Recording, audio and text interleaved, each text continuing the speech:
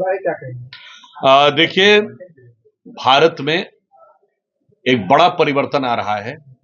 प्रधानमंत्री श्री नरेंद्र मोदी जी के नेतृत्व में भारत विकास की जिन नई ऊंचाइयों की तरफ आगे बढ़ रहा है, उसको अब और शक्ति देने के लिए 2024 का चुनाव और नजदीक आ रहा है। भारतीय जनता पार्टी ने यह संकल्प लिया है कि इन चुनावों में भाजपा 370 लोकसभा और एनडीए 400 के पार हो।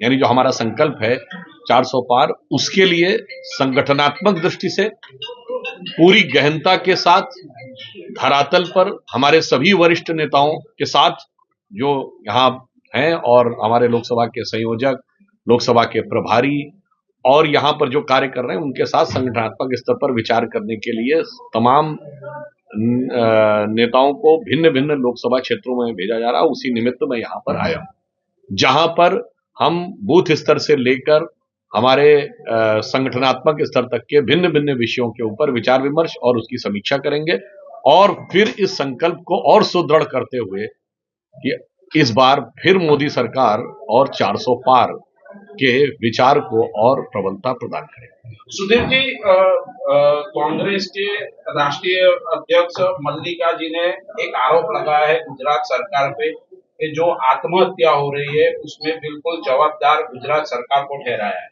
देखिए, किसी भी घटना को लेकर गुजरात की सरकार पूरी संवेदनशीलता के साथ सक्रिय और तत्पर रहती है, परंतु जहां तक कांग्रेस के द्वारा गुजरात पे आरोप लगाने की बात है, तो इसे मैं कहना चाहूंगा ये आज की बात नहीं है, ये 22 साल 24 साल पुरानी बात है।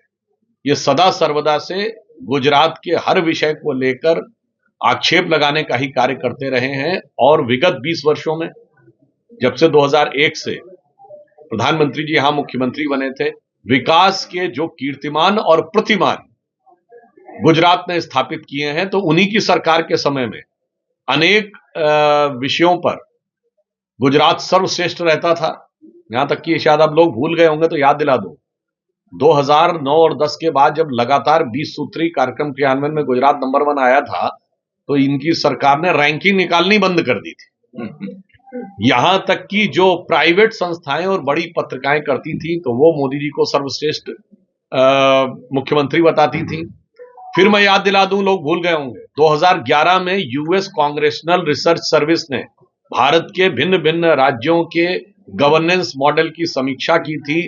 गुजरात की को सबसे बेहतर माना था और प्रधानमंत्री श्री नरेंद्र मोदी जी जो उस समय गुजरात के मुख्यमंत्री थे, again I am saying 2011 US congressional research service, उन्होंने कहा था कि गवर्नेंस तो शानदार है ही है, वर्ड यूज किया था इज इनकरप्टेबल, यानी यहां किसी प्रकार का भ्रष्टाचार संभव नहीं है। तो मुझे लगता है गुजरात के मॉडल के बारे में और गुजरात की गवर्नेंस के बारे में हमारे मुख्यमंत्री भूपेन्द्र भाई पटेल जी के नेतृत्व में पूरी संवेदनशीलता और सक्रियता के साथ काम हो रहा। हाँ, खड़गे जी को अपनी पार्टी के गवर्नेंस के बारे में विचार करना चाहिए, क्योंकि खड़गे जी अध्यक्ष हैं और यात्रा तो उनके एक सांसद निकाल रहे हैं, जो आज की डेट में ना अध्यक्ष हैं, नेता प्रतिपक्ष है, ना महामंत्री है, ना उपाध्यक्ष है। और वो यात्रा जब से शुरू हुई है, तो मैं खड़गे जी के सुलभ संज्ञान में डालना चाहता हूं और उनका ध्यान आकर्षित करना चाहता हूं कि गुवाहाटी से राहुल गांधी जी की यात्रा शुरू हुई और चौपाटी में देवड़ा जी ने पार्टी छोड़ दी। वो पश्चिम बंगाल पहुंचे, दीदी ने मुंह मोड़ लिया।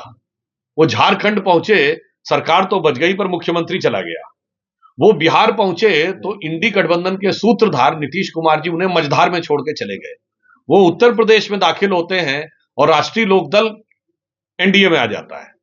वो समाजवादी पार्टी के साथ सीटों का गठबंधन फाइनल करते हैं और अगले दिन उनके 7 विधायक क्रॉस वोटिंग कर देते हैं।